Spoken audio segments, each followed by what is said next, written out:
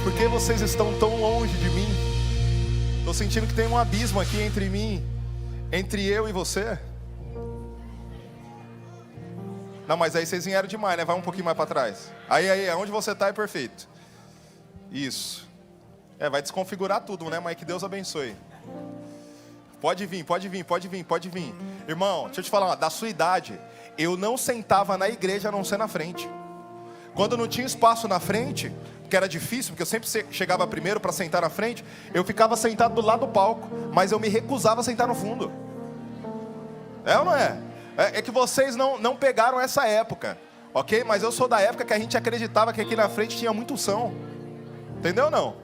Deixa a galera terminar aí, ó, de se mobilizarem. Quem está comigo, diga um amém. Diga um glória a Deus. Eu vi que você é crente agora, hein? Deixa eu te ensinar, vou te dar uma dica. Toda vez que você vier para a igreja, toda vez que você estiver nesse prédio, se recusa a sentar para trás, sente na frente.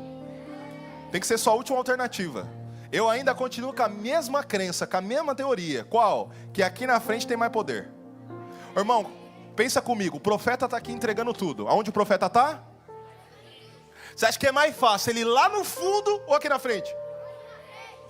Você tem que ser ligeiro, entendeu? Você tem que ser esperto. Não à toa, eu já recebi centenas de milhares de palavras de Deus. Claro, quando Deus quer falar com você, Ele vai te escolher, Ele vai te pegar até na sua casa. Quando veio um profeta aqui chamado Rony Oliveira, a pastora Milagros, como que é o nome da pastora? Que é Milagre, ok? Não estava aqui no prédio.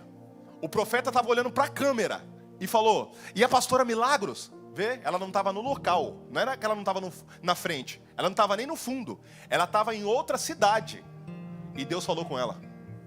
Mas eu penso ser ainda mais poderoso quando eu estou um pouquinho mais perto. Pegou ou não pegou? Então eu te recomendo isso aí. Gente, deixa eu falar uma coisa poderosa para vocês. Eu vou chamar aqui o Pietro para fazer generosidade, e eu quero falar algo que é para o Brasil ouvir, todo mundo que está nos ouvindo agora. Talvez dê para a gente fazer um corte depois e deixar claro isso que é muito importante para nós como igreja. Uma coisa que eu aprendi com o nosso pastor Eduardo, e eu aprendi nessa casa, que liderança não se trata de crescer individualmente, mas de fazer outras pessoas crescerem. Gustavo, isso você aprende em qualquer livro de liderança. Gustavo, isso você aprende em qualquer igreja. É verdade, na teoria. Porque na prática como que funciona? É só o pastor e só o líder que prega. É só o pastor e só o líder que lidera. São pouquíssimas oportunidades. Então, se eu tenho poucas oportunidades, como que eu faço as pessoas se desenvolverem, crescerem?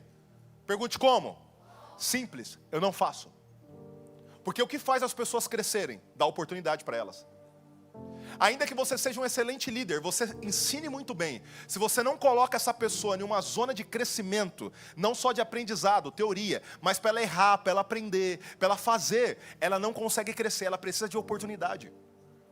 Então aqui eu aprendi a abrir mão do meu espaço para fazer vocês crescerem.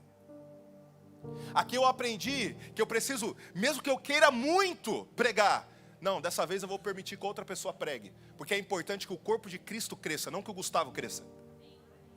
Então, eu estou dizendo isso para você porque nem todo mundo concorda com isso não, ainda mais quando se trata de adolescentes. Porque sabe como que muitas igrejas posicionam todos os adolescentes? Na verdade, como kids, como crianças. Que vocês não têm que ter nenhum tipo de oportunidade quando o assunto é microfone, porque vocês não estão no tempo para isso.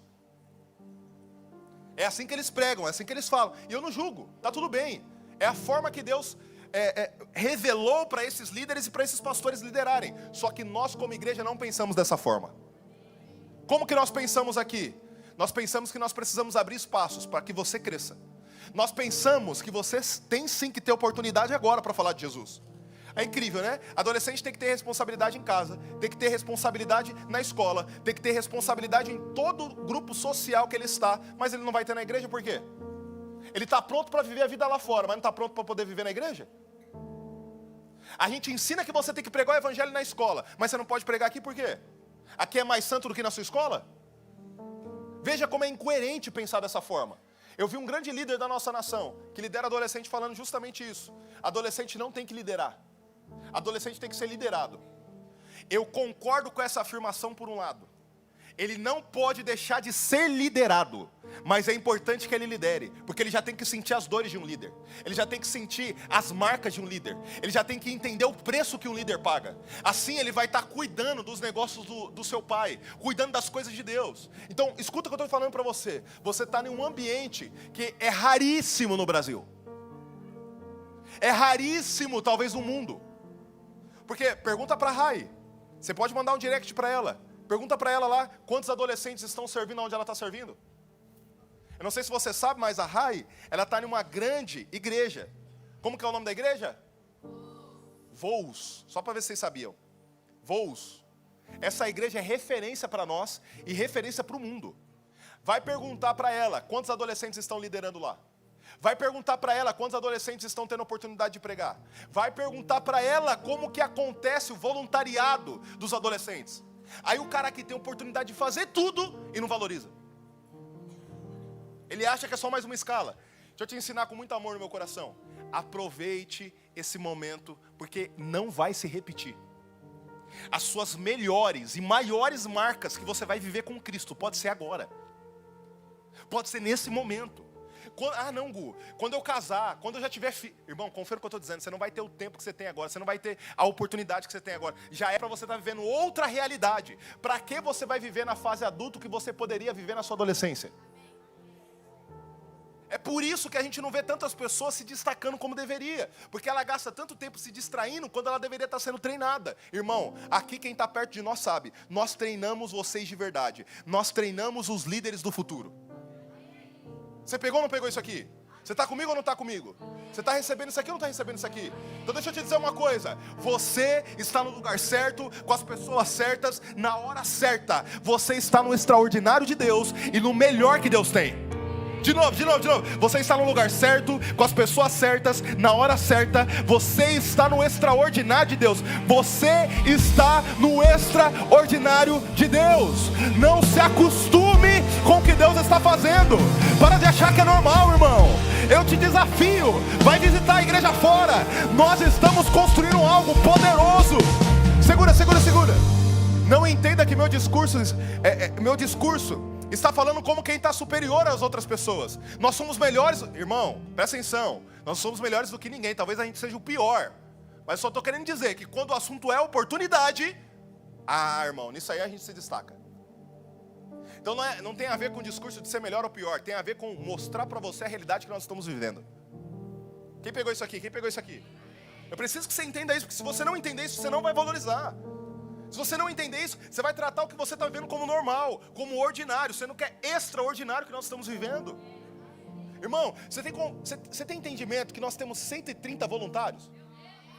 Adolescentes! Segura tudo. Eu quero que você pesquisa, não agora, depois, para você não se distrair. Quantas igrejas tem não só de voluntários, de membros no Brasil? A média de quantos membros tem em uma igreja geralmente no Brasil?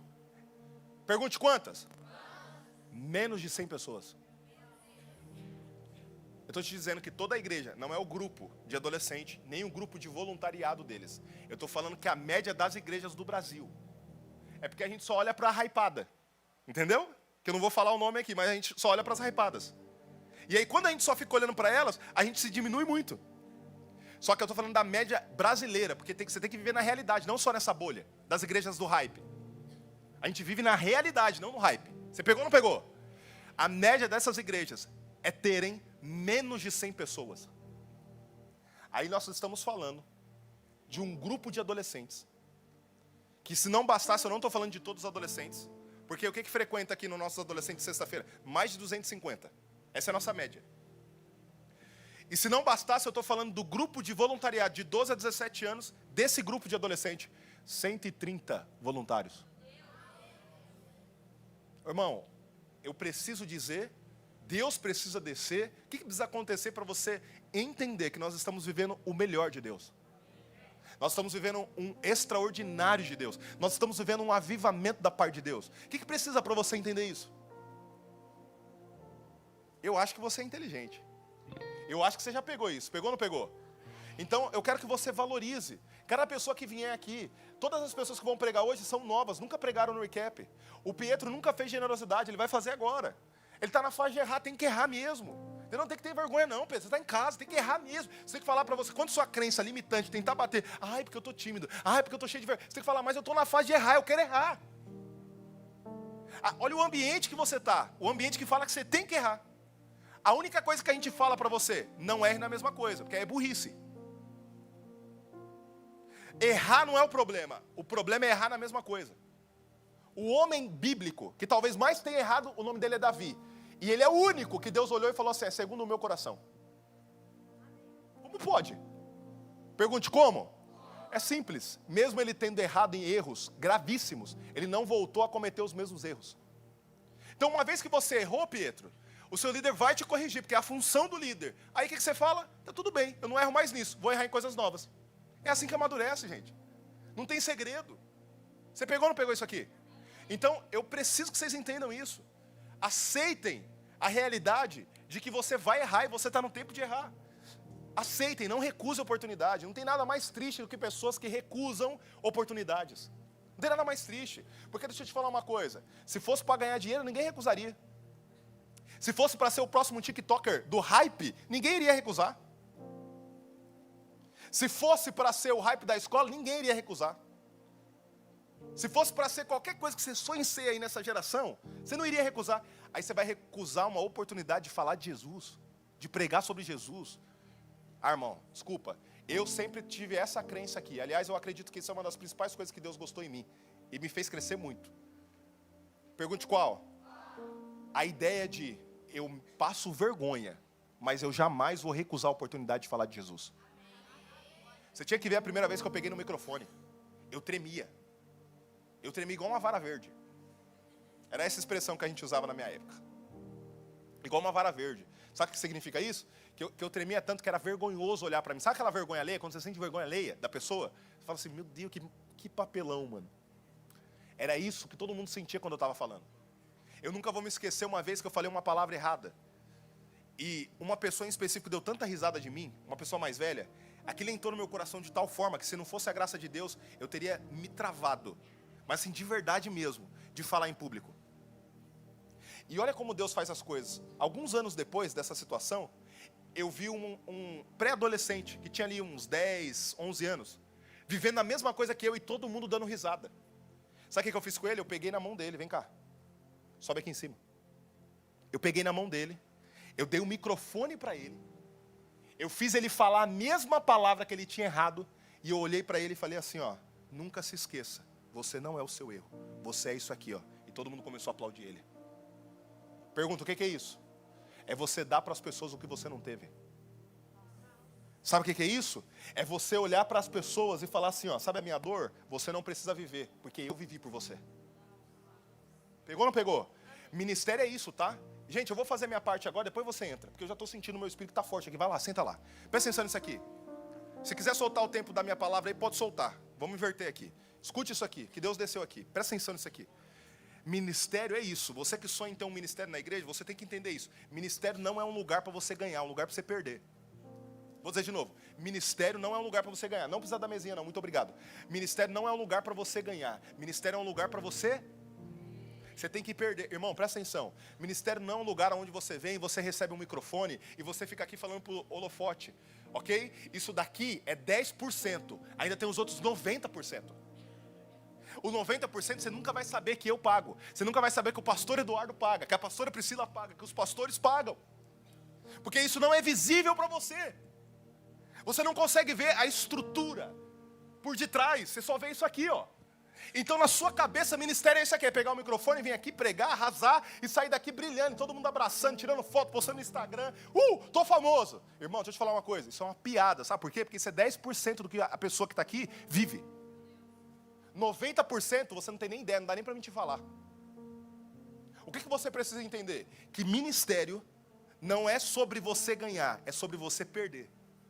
Porque a gente entende que perder para Cristo, na verdade, é ganhar. Você perde aqui, mas você ganha no reino. Quanto mais você perde nessa vida, mais você ganha no reino. Você está pegando isso aqui? Diga amém. Agora, olha isso aqui, ministério é você dar para o outro o que você não teve. Você não teve a oportunidade, então você faz o que com a próxima geração que está vindo, que você está treinando? Dá muita oportunidade para ela. Irmão, presta atenção. Da sua idade, sabe o que eu fazia? Eu sentava na frente, com um bloquinho de nota. A Lara me conheceu na adolescência. Ela sabe, ela pode te dizer. Eu tinha 14 para 15 anos, quando ela me conheceu. Eu sentava aqui com o bloquinho de nota. Sabe o que eu pensava? Todas as reuniões. E eu ia para o culto, terça, quinta, sábado e domingo. 4 reuniões em 7 dias. A Lara está aí, minha testemunha. Eu morava na casa do meu pastor, ele não dava nem chance de eu faltar. Quando eu faltava, ele ficava bravo comigo, que era meu tio também. Se ele estiver assistindo, eu te amo. Obrigado porque você me ensinou os primeiros passos da fé. Eu honro a sua vida e reconheço o quanto você foi usado por Deus. Sem a sua vida, eu não estaria aqui hoje. Sou grato por você, meu tio Cláudio e minha tia Maria. O tanto que vocês me ensinaram. Eu quero agradecer publicamente vocês e vou honrar vocês pelo resto da minha vida. Por tudo que vocês fizeram por mim. Aonde quer que Deus me levar, aonde quer que Deus me coloque nessa nação ou fora dessa nação, eu sempre vou lembrar do quanto vocês foram importantes na minha jornada. Sempre vou honrar vocês com o meu melhor. Obrigado por tudo que vocês fizeram por mim.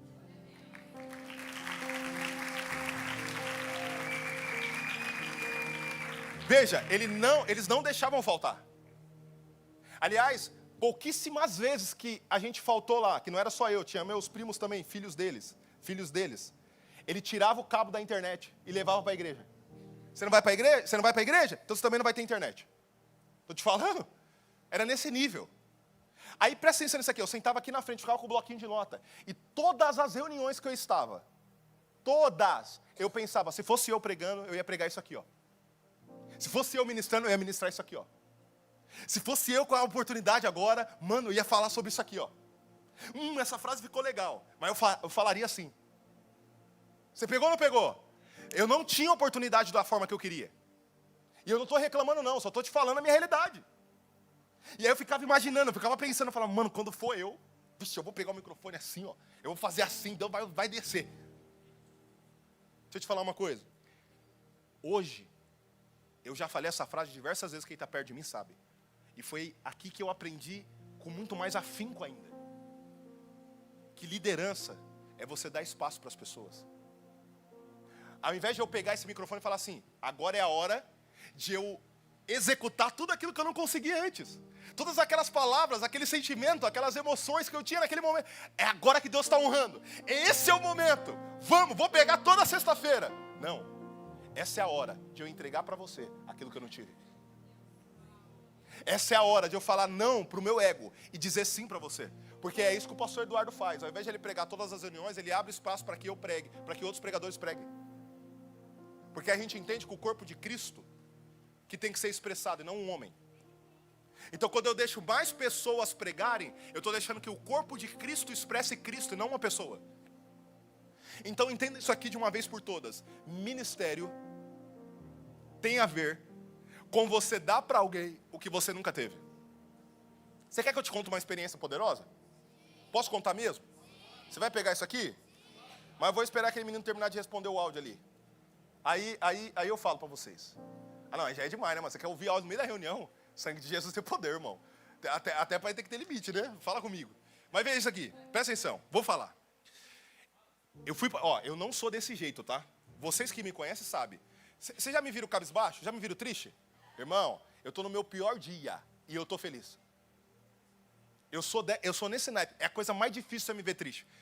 E não quer dizer porque eu não fique. Eu fico, mas eu fico no meu quarto. Porque eu entendi que os meus choros não tem que ser aqui para todo mundo ver. Tem que ser para Cristo, porque Ele é o único que pode resolver meus problemas. Então eu sempre aprendi isso, desde adolescente. Aí vê. Aquele dia, e eu te garanto que talvez em todas as reuniões que eu já fui na minha vida, desde quando eu nasci eu vou para reunião, vou para culto. Naquele dia, talvez tenha sido o único dia que eu fui para a igreja e falei assim, ó, eu queria tanto um abraço. Vou dizer de novo, eu não pedi dinheiro, não pedi uma revelação para um profeta colocar a mão na minha cabeça, eu não pedi para sentir alguma... Não, eu só queria um abraço. Gente, é um abraço, vem cá rapidinho, sobe aqui em cima. Não tira não, irmão, você não vai fazer esse estilo não, só sobe. Coitado dele, só queria tirar a blusa, né, mano? Aí vê, eu só queria isso aqui, mano.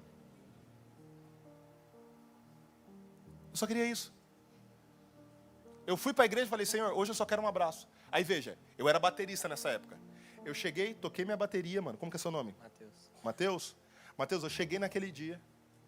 toquei bateria, servi a Jesus como era a minha responsabilidade. Só que eu fiquei com aquilo no meu coração, Senhor, eu só queria um abraço. Quando chegou no final da reunião, que o pastor estava para terminar, olha o que Deus colocou no meu coração. Quando eu estava reclamando, só queria um abraço. Só queria um abraço. Eu vi um rapaz lá na frente. Porque naquele exato momento eu tinha ido tomar água. E aí lá no fundo, que ficava o bebedouro dentro da nave da igreja, dentro do auditório. Lá no fundo, eu vi um rapaz aqui na frente. E Deus falou assim para mim, Mateus, vai lá e dá um abraço nele. Aí eu falei, não, eu acho que você não entendeu. Eu vou explicar de novo para o senhor. Eu quero um abraço. Eu não quero ir abraçar alguém para sentir o abraço. Eu gostaria que você falasse com essa pessoa para vir me abraçar. Agora você está falando o contrário. Vai e abrace. Eu estou falando sério que eu falei isso para Deus, nessa conversa. Claro que eu não falei de forma audível, eu falei aqui na minha mente, com a voz interna. Aí, Mateus, ele falou de novo, vai e abrace ele. E aquilo me incomodava, ficava queimando no meu coração. Eu falei, não, o senhor não está entendendo. Aí eu parei de brigar com o Espírito Santo. Eu fui lá e dei um abraço naquele rapaz. E ele era um rapaz assim, gigante. Que dava para abraçar eu mais 5. Estou falando sério. E aí eu abracei ele. Com muito amor, com o melhor que eu tinha. Revoltado, mas fiz. Com o melhor que eu tinha. Eu entreguei uma palavra para ele. Aí olha que loucura, vem mais para frente. Olha que loucura. Terminei de abraçar ele. Ele chorou como nunca. Uma criança chorando. Parecia que tinha acabado de sair da barriga da mãe. Mas parece que a barriga era dele, né? Você entendeu? Aí veio. Chorou. A reunião acabou. Eu fui arrumar as coisas da bateria, que eu estava de escala aquele dia. Tinha que aspirar, entendeu? Bonitinho. Por isso que eu falava lá nas ações. Tem que aspirar bonito, porque eu fazia. Que o líder que é bom, o líder não fala o que você tem que fazer. Ele primeiro faz, e depois te ensina, e depois te cobra fazer. Pegou ou não pegou? Então veja. Eu fui lá arrumar as coisas da bateria, Mateus. Quando eu estava arrumando as coisas da bateria, ele me chamou, esse rapaz que eu abracei. Ele me levou lá para fora. Aí eu falei, mano, eu já tive que dar uma bala nele, agora eu não posso nem terminar as coisas da escala. Vou sair daqui da igreja que hora? Irmão, eu tô falando sério, eu não sou desse jeito. Os meninos que estão perto de mim sabem, ontem eu não queria nem ir embora, fiquei aqui até 11 horas da noite. E a reunião acabou 10 horas. Eu amo ficar aqui. Não tem problema de ficar na igreja, eu sempre fui assim. Eu dormia na igreja, irmão. Mas aquele dia não era meu dia. Aí, ele me chamou, eu fui lá, sentei com ele. Aí ele começou a falar, cara, aí aqui Deus me pegou. Cara, eu estava pensando em tirar minha vida. Eu até me emociono, arrepiei por dentro agora, porque isso é muito real, né? Imagina você ser usado por Deus para isso. E ele falou mais, Mateus. Ele falou assim, você não tem ideia do que eu estou passando. Para mim era, eu estou no meu limite. Eu estava no meu limite. Aqui era a minha última chance. Você não tem ideia do que eu estou passando, Gustavo. E ele começou a falar, gente, tudo que ele estava passando. Tudo que ele estava passando, tudo que ele estava passando. E aquilo foi quebrando meu coração, foi quebrando meu coração, foi quebrando meu coração, foi quebrando meu coração, foi quebrando meu coração. Até que ele terminou. Quando ele terminou, eu dei um abraço, agradeci a vida dele, orei por ele de novo, saí. Quando eu entrei na igreja de novo, porque eu estava sentado na frente com ele, o Espírito Santo de Deus falou assim para mim, ó, ministério é você dar para o outro aquilo que você precisa. Obrigado, Mateus. Deixa eu te falar uma coisa. Eu vou dizer com muita ênfase. O que você mais espera receber de Deus é o que Deus mais quer que você entregue para alguém. Não, vou de novo. Você sentir isso com emoção, com impacto no seu coração. O que você mais quer receber de Deus é o que Deus mais quer que você entregue para alguém. A pessoa fala, eu quero amigos. Segura. Eu quero amigos. Eu desejo amigos. Amizade. Eu preciso, eu quero comunhão, eu quero passar tempo com as pessoas, eu quero que as pessoas me chamem para poder ir para a casa delas. Quantas vezes você fez isso? Porque o ministério é o quanto você entrega para as pessoas. Ministério é dar para as pessoas o que você fala que tem falta. Ministério é você arrancar de dentro de você o que você diz que falta, que você em tese nem tem. Mas Deus te dá a capacidade de você encontrar em você o que você precisa para entregar para o outro. Imagine alguém pedindo dinheiro. Imagine alguém pedindo esmola e tendo que dar dinheiro para alguém. Esse é o ministério real. Quando você precisa de uma oração, sabe o que Deus vai fazer? Vai fazer você orar por alguém. Quando você quiser ter a oportunidade de pregar, Deus vai pedir que você dê sua oportunidade de pregar para outro. Você está aqui ou não está aqui? Você tá pegando isso aqui ou você não está pegando isso aqui? Porque se você entender isso aqui, irmão, Deus não vai só te levantar, não. Deus vai te impulsionar. E aí você vai crescer com o coração no lugar. Não vai achar que ministério é ser estrela. Não vai achar que ser head, ser líder, é ser estrelinha. Porque não é não, irmão. É preço para pagar. É realmente entrega. É dar seu melhor. É dar seu máximo. Isso que é ministério. Você quer ter ministério? Você tem vontade mesmo? Deixa eu te falar uma coisa. Você vai entregar tudo que talvez você não tem. Você vai perder mais do que ganhar. Mas até quando você perder, você vai estar feliz. Deixa eu te falar uma coisa. Ganhar é bom. Sim ou não? Mas ter lucro é ainda melhor. Quando você está ganhando as coisas, você está ganhando. Agora, quando você está perdendo para Cristo, você está lucrando.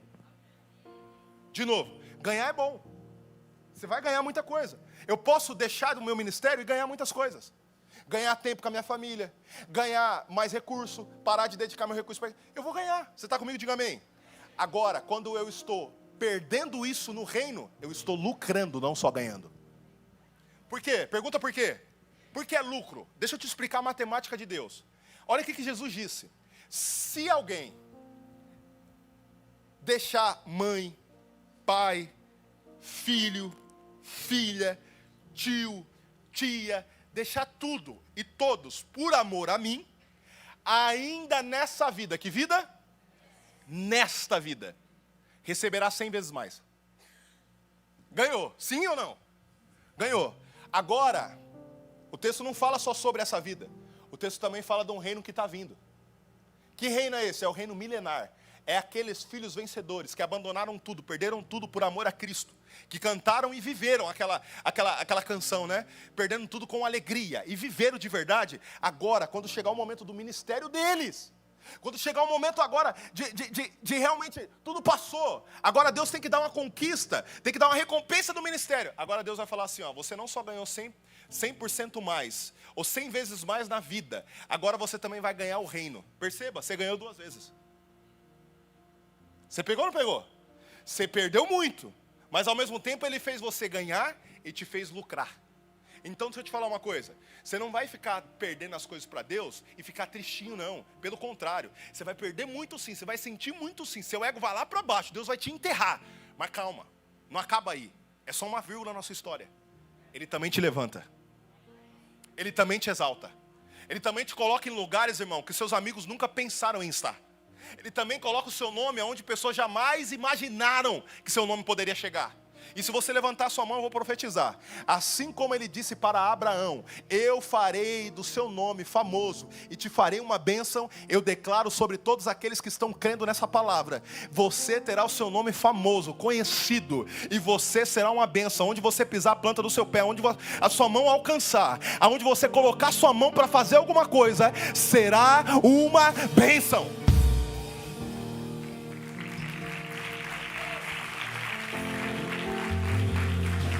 Irmão, estou cheio de vida de Deus.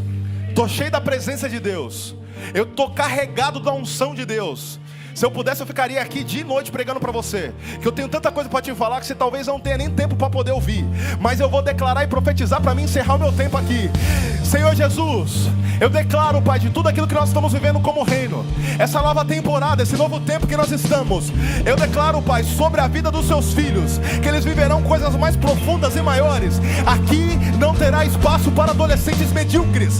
Aqui são adolescentes extraordinários, fora da média. Eu declaro, Espírito Santo de Deus, que aqui dentro teremos ministérios que vão despontar. Eu declaro, Espírito Santo de Deus, que lá na escola, onde eles estão estudando, eles serão os alunos mais diferenciados e carregados do amor de Deus.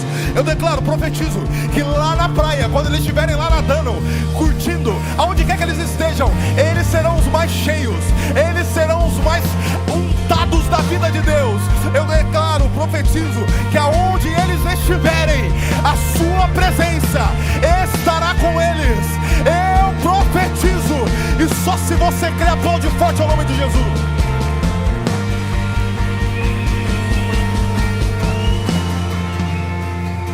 Meu Deus. Eu vou continuar daqui a pouco, porque eu preciso dar oportunidade para as pessoas. Segura meus 4 minutos, depois eu volto, porque eu preciso falar uma coisa pastoral muito poderosa para eles. ok? E vai ser poderoso. Eu vou falar mais tarde. Então segura meus 4 minutos, por gentileza. Vem para cá, Preto. Você pode aplaudir a Jesus pela vida do Pedro?